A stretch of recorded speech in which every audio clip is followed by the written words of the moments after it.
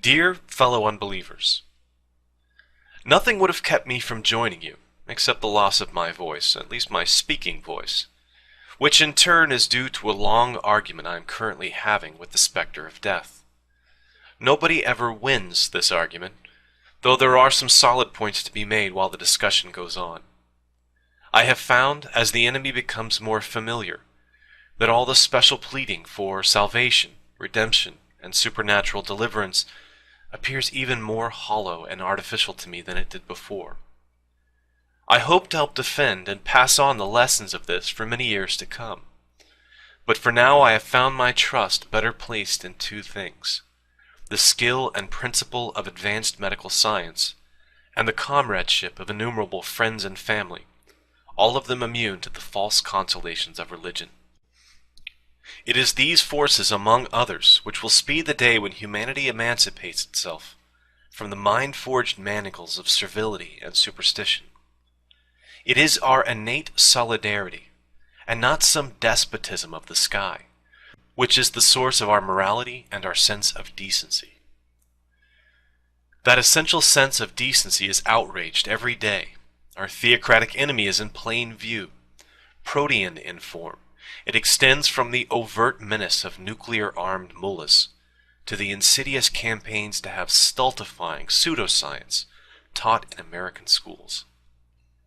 But in the past few years there have been heartening signs of a genuine and spontaneous resistance to this sinister nonsense, a resistance which repudiates the rights of bullies and tyrants to make the absurd claim that they have God on their side. To have had a small part in this resistance has been the greatest honor of my lifetime. The pattern and original of all dictatorship is the surrender of reason to absolutism and the abandonment of critical, objective inquiry. The cheap name for this lethal delusion is religion, and we must learn new ways of combating it in the public sphere, just as we have learned to free ourselves of it in private. Our weapons are the ironic mind against the literal, the open mind against the credulous, the courageous pursuit of truth against the fearful and abject forces who would set limits to investigation, and who stupidly claim that we already have all the truth we need.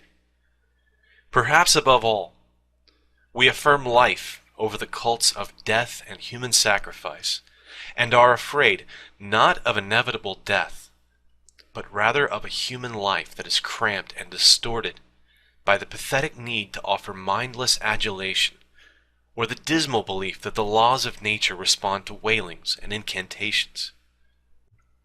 As the heirs of a secular revolution, American atheists have a special responsibility to defend and uphold the Constitution that patrols the boundary between church and state. This, too, is an honor and a privilege.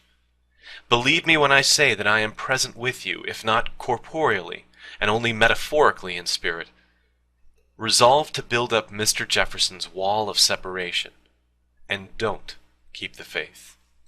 Sincerely, Christopher Hitchens.